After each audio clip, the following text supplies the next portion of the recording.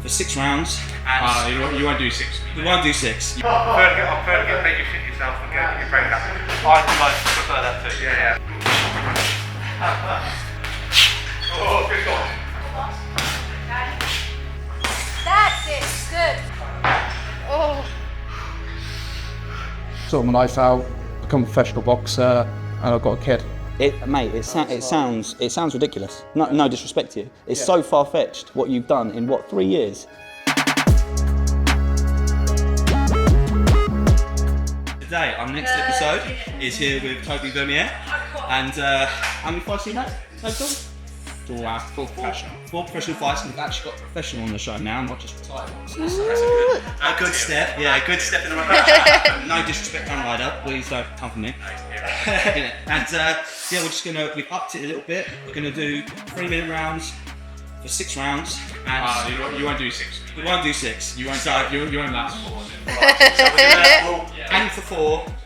I won't have anything left in the tank. We'll get a bonus in there as well. If. Big if. So yeah, I'm ready to go. You're ready to go? Yeah. Let's do it. Oh my God, I'm just playing with them now, yeah. Oh my God, what she saying, say it loud, yeah. I can't respect it, I'm in the gym, but I am not flexing. Came from a Ford, I'm needing a Lexus. Shooting like Luke, I told him I'm next, shit. Oh my God, I'm just playing with them now, yeah. Oh my God, what she saying.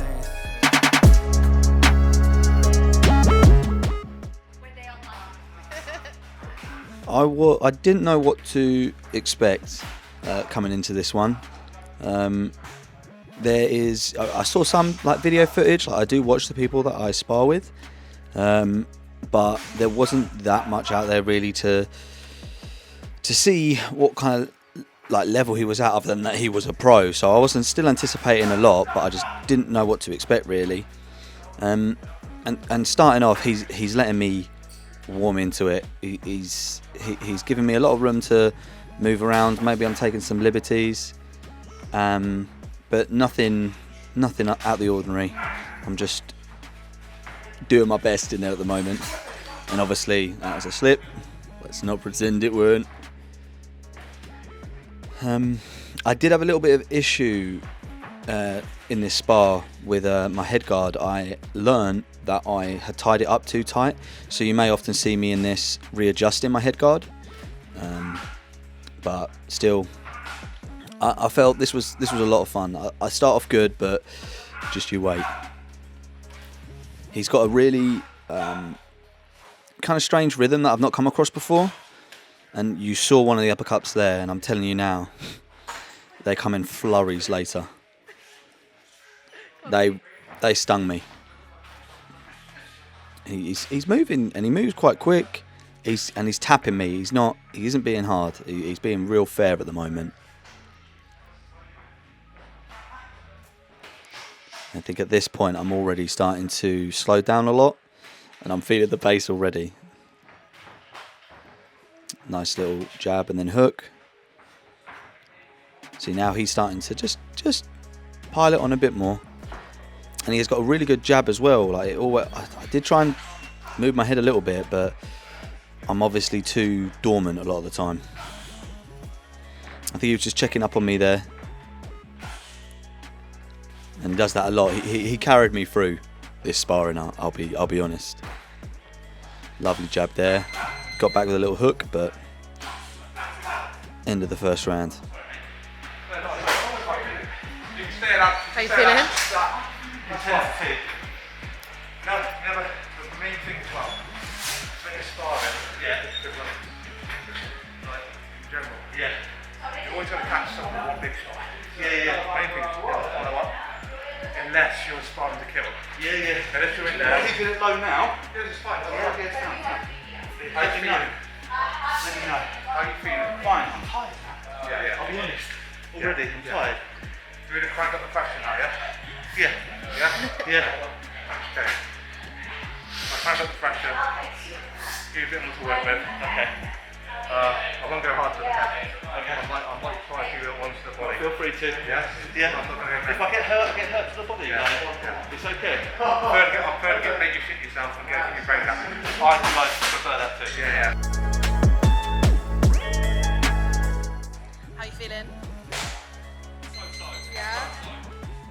Yeah, at this point, even though it's just the second round, I'm doing 1 minute longer this time, and boy did I feel it. And he starts it off with that as well.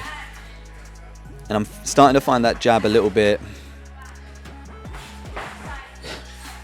annoying. Like, it's getting through, it's getting me. You know, he's got quite a good reach as well, and I weren't able to really work around that. You know, every time I try, if I dozed off for a second, he just capitalised on it. It's like he knew. Whoosh.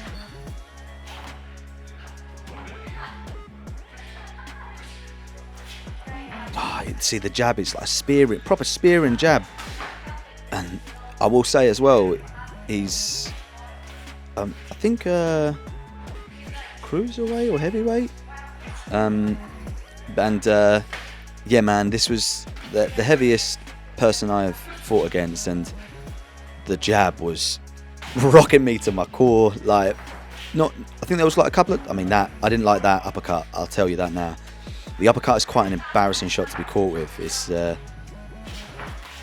don't know where it's coming from. It kind of scrambles you a little bit. It's not massively painful, but again, with the uppercut, and true gentleman, he's just checking on me, being like, is that alright, are you good? Lovely little dip. I miss a hook, and you can see now that he's making it rough. He's rough. He's not being too rough. He's still being kind, but he's trying to just get in my zone, get close, get the body shots in, rather than go for my head, which I'm appreciative of. Obviously, he's still throwing a jab out there, but it rocks me. And this is where I know I need to start being a bit busier, because if I just let him, I'm going to come unstuck if he keeps pinging me like this. There'll be one shot that I either walk onto or I just don't take too well. So I'm just trying to keep busy. I'm switching a lot, and I need to switch more effectively, I've learnt now. Like, I need to think about why I'm switching and where I'm doing it, and if I'm doing it for evasive reasons or an advantage, getting closer with it. Like, I'm switching a bit, not like casually, but like recklessly. And he gives me some more space. He knows I'm struggling. Come straight back in with a nice 1-2.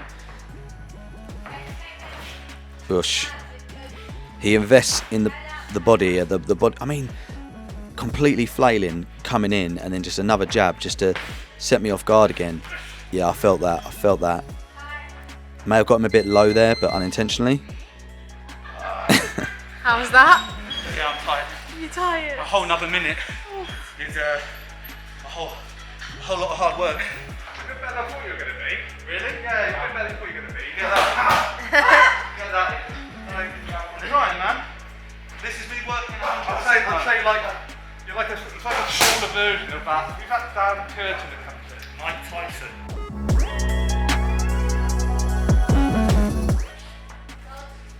And I know I have to be busier now. I know I have to. I've had a taste of something I didn't really like. And I mean, I can't, he must be doing like, 5 out of 10 effort, really. He's helping me along, and he's teaching me some lessons. Like, this is one of the most like progressive spars that I felt I had, because he allowed me time to learn, and he gave me so much advice afterwards. And something I'm able to actually, there's still so much I have to improve on, I am aware of that, but this is dangerous to a degree. I think I congratulate him there for a nice little combination, and again he eases off, he lets me breathe, he lets me get back into a rhythm before he then smashes me again.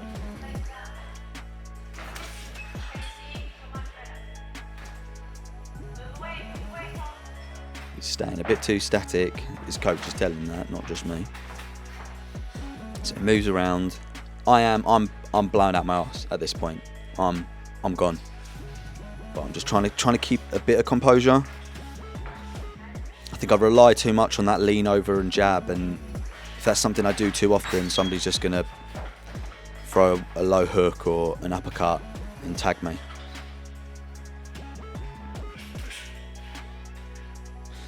It's interesting because that was something that in my first fight I had a big issue with my opponent doing that lean down and jab, and I just didn't know how to counter it. He's checking on me there. I think he hit me with something rough. My body was cheeky sod. There's a weakness. I clearly got a bit of the old Dillian White in me, and I'm prone to the uppercut. Gosh, that was like, you know, when they like brush past your whiskers. That's what that felt like. That was wild. And I'm tired, and at the moment I'm just tip tapping. I can't put any power on my shots because I'm so knackered. I want him off of me. But I mean, I don't know why I pushed him and didn't punch him. Again, he checks. But that was mad. That was mad. And at the moment, I'm just breathing. I'm just trying to recover. I have to take, like, you can see how laboured it is now. Like, my movements are so poor. I'm like, I know I need to keep moving. I know I need to keep working, but I am just tired. That 10 seconds, the end of this round can't come soon enough, and I know I've got another round after.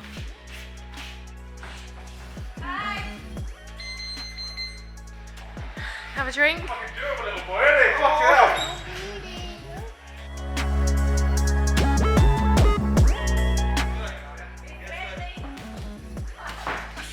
So I think I'm now thinking in my head, like, I'm very tired.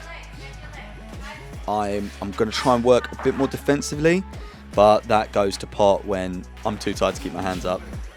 I mean, I surprised myself with that shot. The one good shot of the fight. Lovely work. He's picking up the pace. I've never had to work this hard. It puts into perspective how kind John Ryder was to me as well. And he still bust my lip. You see, he's trying to work more defensively, trying to time it better, trying to catch shots maybe. But I'm not lying. I'm gone. Lactic acid is pumping around my body. I am tired. Just every time with the uppercut. After I've done an attack, I like marvel at what I've done. Even if I haven't hit them, I'm still like, oh, that was a good combo, because I'm still new to throwing combinations. Like I used to box literally so linearly, like back and forward, and wouldn't go for the body, just like 1-2 and jab, maybe jab to the body if you're lucky. It's crazy how diverse some boxes can be. Oh, slap my chops. You see how far that he brings that uppercut up. He drives it through.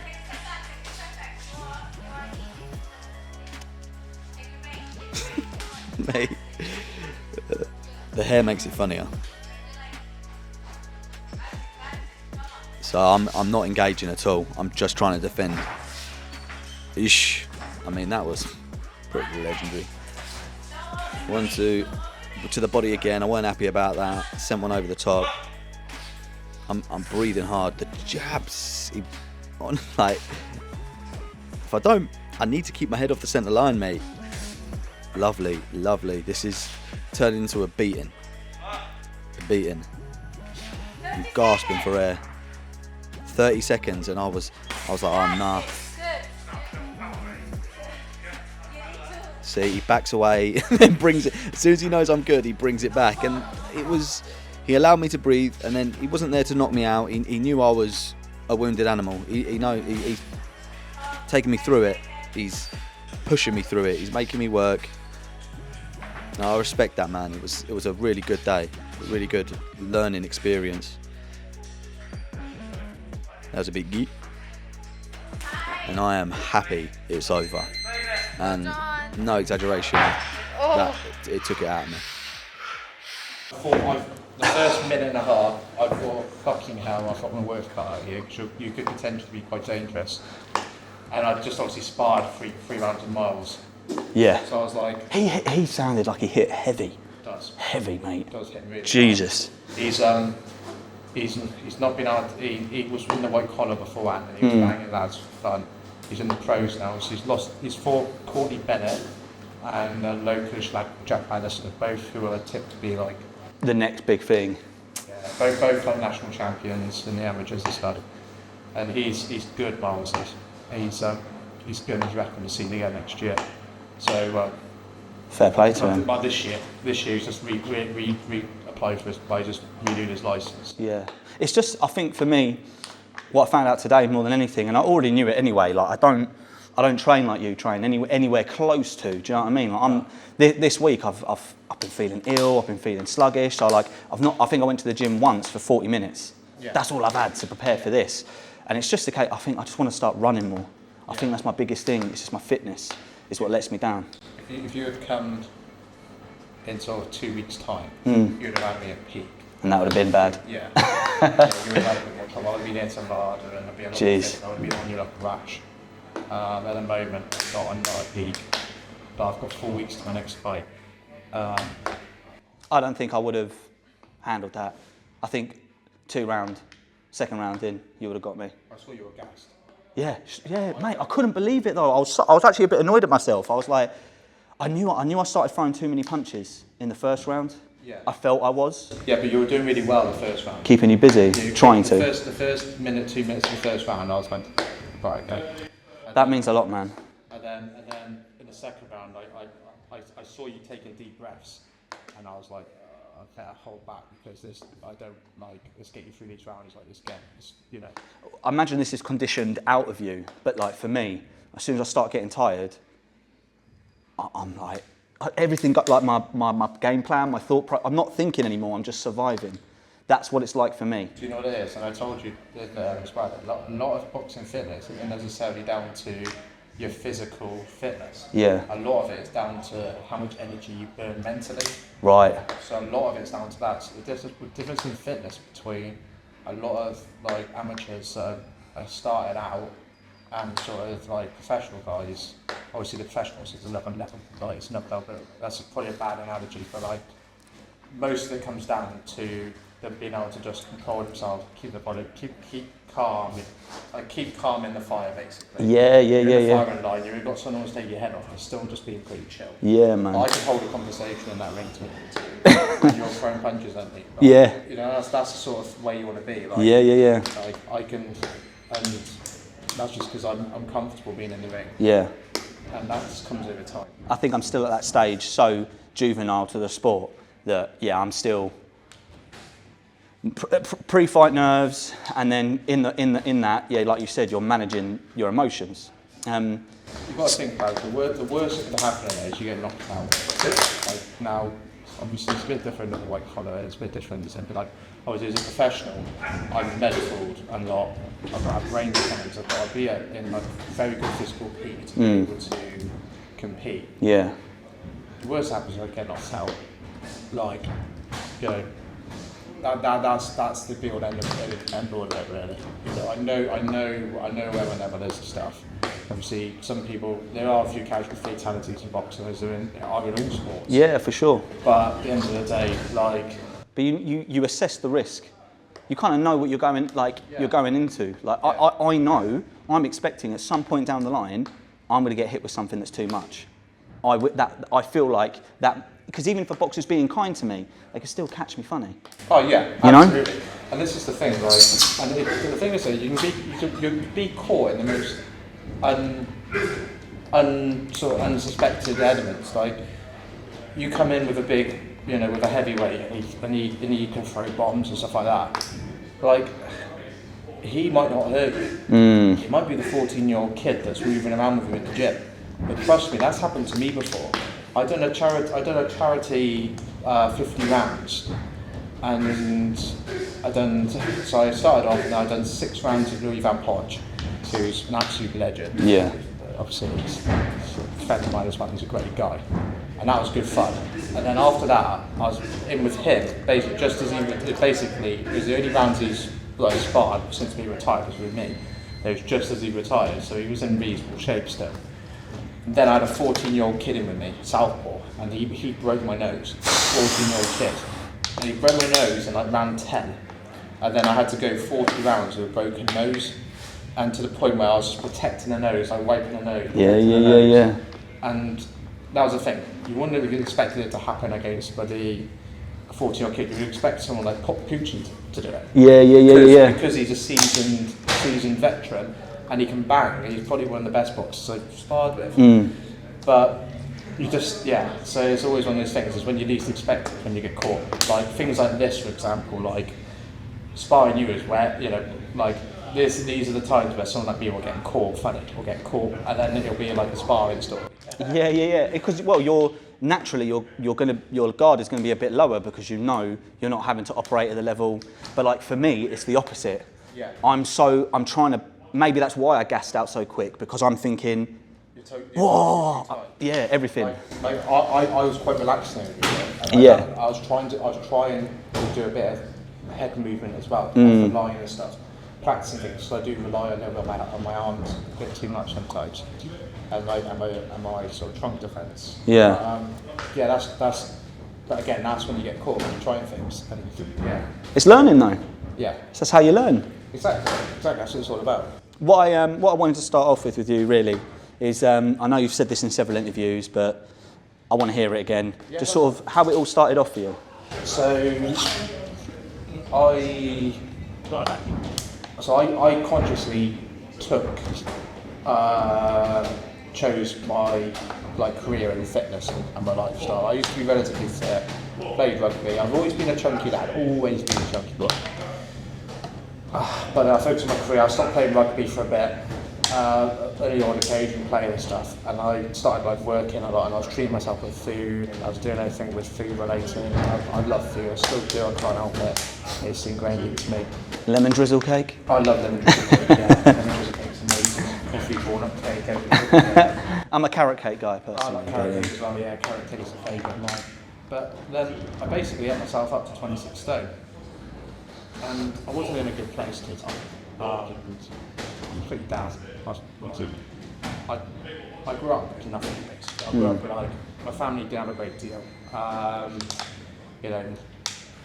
Benefits, family living in a rough part of Wales, in sort of the roughest parts, surrounded by sort of drugs and and everything around in the area. So it's very much like my destiny wasn't earn money or do anything in my life really. So I'd worked, me and my brothers all worked very hard to get out of that. We were destined for the double queue. We all managed to do quite well for ourselves, and I was doing well for myself, working in insurance, doing a good job, and obviously, but then I got down because I let myself down with my food, and I realised that the money wasn't making me happy. What I thought made me happy was the security. Yeah. It wasn't. It was actually doing something in my life. So September 20th, 2022, I wrote a plan. I was like, I'm going to become a professional boxer in 3 years' time, and I wrote it all down, how I was going to do it, treated it like a business plan, everything in place, how I was going to do it. A few of my good friends helped, how I tracked the data and stuff like that as well. And then from there, just worked on it really. Just got myself in a better place mentally. I was more focused. I had something to work on, rather than kind of just earning money and spending it all on food and whatnot. And the weight just started coming off, started seeing the results and stuff. So you're on a strict diet plan that you kept to as best as you could, I imagine. There were some days, but no, because this is the thing. I was scared I was going to die. I was really fit and healthy. I was in a bad place. I saw my dad ended his life because of his issues with his mental health. Fuck. So that's when I was 15. So 15? Yeah, it was just before my GCSEs. We buried it the day before my 16th birthday. So that was a big thing to me. It was when I was in that mood where I felt down, I was I don't want to be a statistic. Even though to the outside world, I was doing all right. Yeah, well you keep that fucking face on, don't you? Yeah, so that's what drove me to basically sort my life out. And then, obviously you get your doubted, especially when you do something stupid as doing a saying I'm going to be a pro boxer, documenting it all as well from day one, is what I was doing and that. And the hate suddenly becomes a fan base, and after a year I lost 12 stone in 12 months. Obviously I was skinny fat then when I'd done that. I put a bit of timber, I'd sit around 100, 105 casually now. Fair. And I can get down to cruiserweight if the money's right.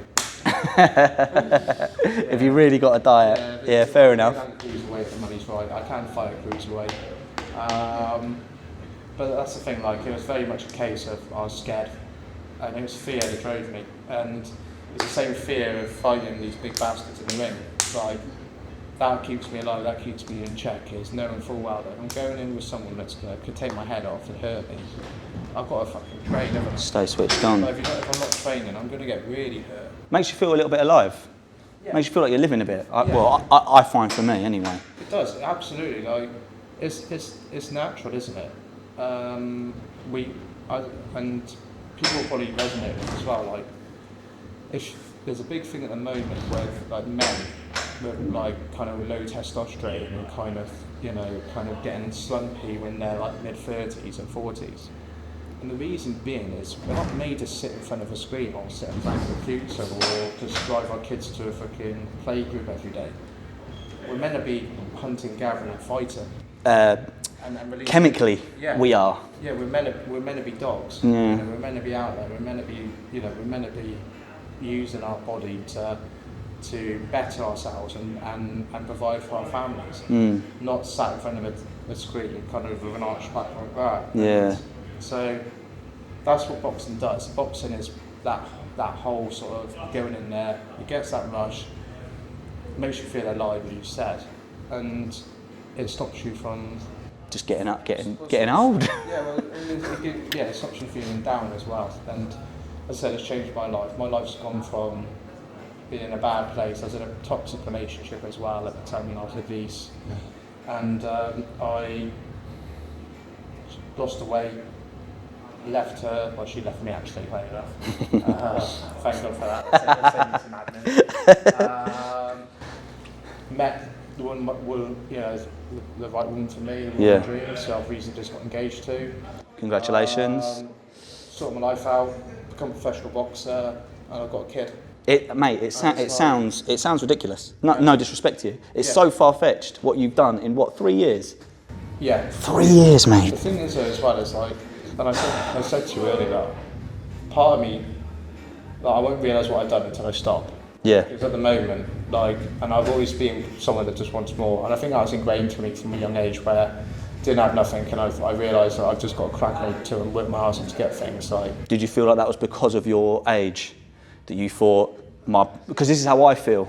I'm like, yeah, mate. Now that I'm 32, I'm like, this. What am I going to do? What am I going to do with the rest of my life? So there's a few drivers in me as well with that. So like, so when I was 18, I was a relatively good rugby player, and there was options and offers on the door for me to go and play and kind of excel in rugby and stuff. And unfortunately, I didn't have the back end. And I remember once I got offered a trial at a big club for 2 weeks, a 2-week trial, and I couldn't take it on the basis that I was 18 years old, I lived above a pub that I worked in, I had no support from my family, and if I had taken that trial, I would have been homeless. So it was like, well, because I wouldn't have been able to work. Yeah, of course. And my family wouldn't have worked, so I'd been homeless. So a lot of it was down to like, well, can't make it as a professional rugby player anymore. So yeah, but the options are there for rugby once I finish for boxing, so you never know. But it's interesting to think how many other people are in that situation that never have that opportunity to do something like that, you know? To reinvent yourself as well. And I'm sat over here looking at you thinking, like before meeting you and talking to you today properly, like, you know, I've got my kid and I've got my job, like I can't balance all of this, but then here you are doing all of that. I must admit, my missus is an absolute life, she supported me since we got together through the amateurs. If it wasn't for her, I would have given up ages ago. She sorts out my meals. She makes sure that I've got everything sorted at home. She, as well as look after my little daughter, and as well as she works as well. She's back working now after maternity leave, and if it wasn't for her, it wouldn't be happening. And I've renewed my licence for the next year, and it was a conversation I didn't have to have with myself. It was a conversation I had to have with her. Oh, really? Because there's a lot of sacrifice that Yeah. puts into me doing it. Yeah. Well, even you come in 2 hours, you said, to get to here? I travel 2 hours to come down this way. That's a lot. I work in Cheltenham, so it's about an hour away from here. Yeah. But then, I live in a little town in Herefordshire. So And I saw your tie in your gym bag. yeah, So that's, you leave work, come here. I come here and I change here, and I go straight to work here. And I think that's what it takes. This is the thing, like, I'll be honest, like, coming and sparring and training now, like, it is work. It is work. In the end of the day, I'm a prize fighter. I get paid to fight. And this is another job. I work 2 jobs basically, and that's the way I see it. When I go to the gym, like, obviously we're here relatively late tonight. I'll be up at 5 o'clock in the morning in the gym doing strength and conditioning training. Right, and then I'll be doing an hour's cardio, and then I'll be going to work. Fuck. And then I'll be getting back home, and then I'll probably to go for a light run. You know, it's one of them. And It's full on. like, the reason why I turn professional as well is because obviously you get camps and stuff, and you can kind of weigh out. Although the last couple of fights I've taken on like a day or 2 days notice, because I've stayed relatively in shape for them. But that's the sort of fighter that you are. You'll go to the away shows, you'll turn up on short notice and do yourself a bit of a disservice, but then you put on a performance as you do. Well, I've done it as an amateur as well. Yeah. I'd fight anyone as an amateur. I don't give a shit.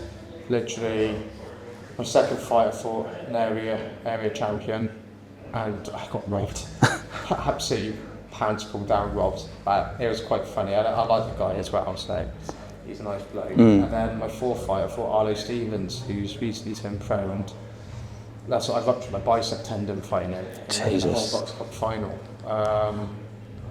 And you know, like, I was quite negative in that fight, like, wasn't then in land and stuff, but he was I was 4 fights in, I was holding my own pretty nicely and kind of giving some back to a lad that was representing England. Yeah. It's like, you know, I don't really give a fuck for who they are. You know, they're all flesh and blood, aren't they? Apart from he's massive. He's fucking huge. He's like 6'7", like 8. That's wild. Yeah, he's a big bastard. Big bastard. So what is sort of like do you have like the peak, the precipice of your career? What are you aiming for? What would be like your ideal situation? So mapped out this next year, for me, so I'm fighting the Cayman Islands later this year. That's good fun. I wanted to fight America as well, but Cayman Islands is close enough. It's a step in the right direction for sure, isn't it? Yeah.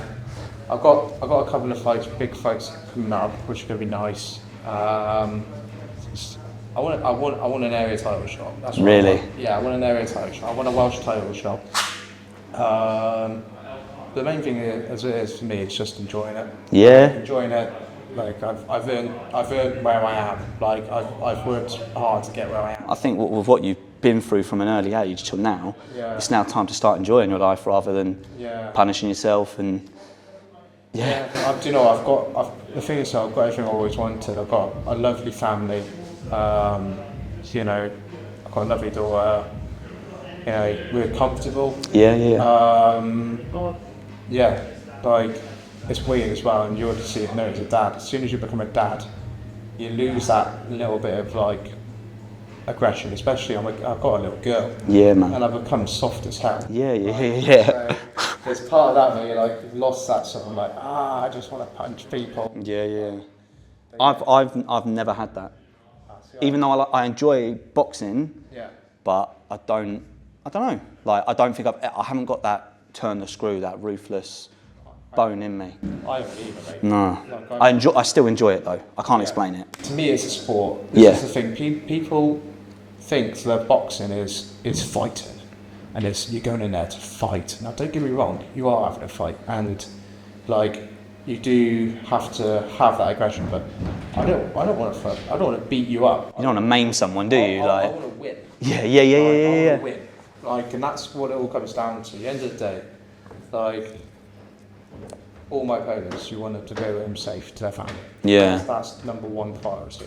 Like, and hopefully that's number one priority for me with them as well. For sure. But like, you never want to put someone out of their misery. Well, you see how it affects fighters when that has happened to them. Yeah. They're never quite the same again. No, because no one. Wants that on their record. Do you know what? I've never, like, you'll find this as well when you go like boxing community.